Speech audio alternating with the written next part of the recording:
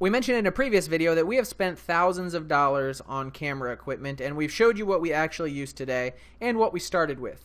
But if even that is too much for you to spend, which is totally understandable, there are several options that you can get started with only the equipment that you probably already have. And what I'm of course referring to is the cell phone that's in your pocket. These days, almost every single smartphone has high-resolution video and sometimes even stabilization. It looks fantastic, sometimes almost indistinguishable from the higher-end cameras. And for less than $100, you can add a few accessories that will increase your production value dramatically. The first thing you're going to need is a smartphone tripod adapter. And these are just little things that kind of hug your smartphone and put a 1/4 inch by 20 standard tripod thread on the bottom of it.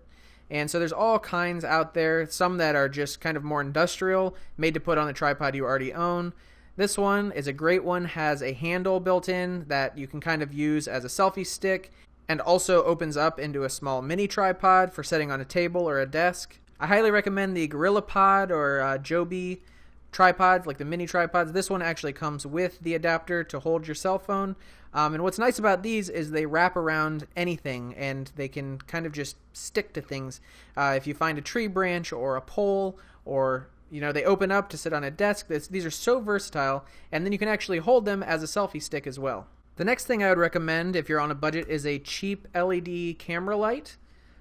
These can be as expensive as many thousands of dollars, or they can be as inexpensive as 50 or 60. Here's one for $35 that has great reviews.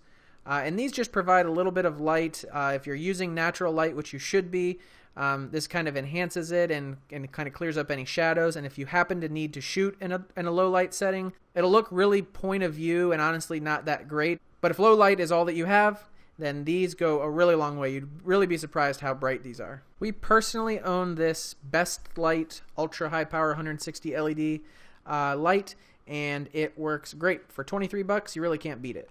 The last thing you're going to need is going to be the most important. It's going to be an external microphone, and if you're using a cell phone, I recommend the SmartLav Plus.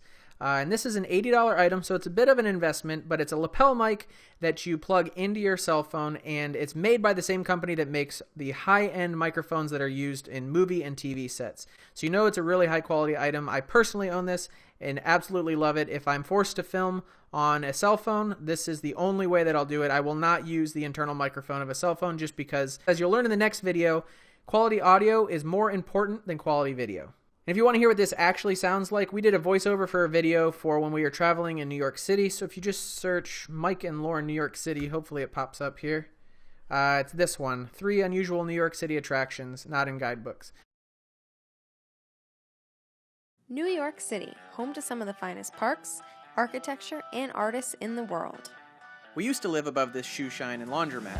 This trip, we're staying in Chinatown, which I don't recommend unless you like the smell of fish and squid billowing into your apartment at all hours of the day. Today we want to show you 3 New York City attractions that are free that you won't find in any of the guidebooks.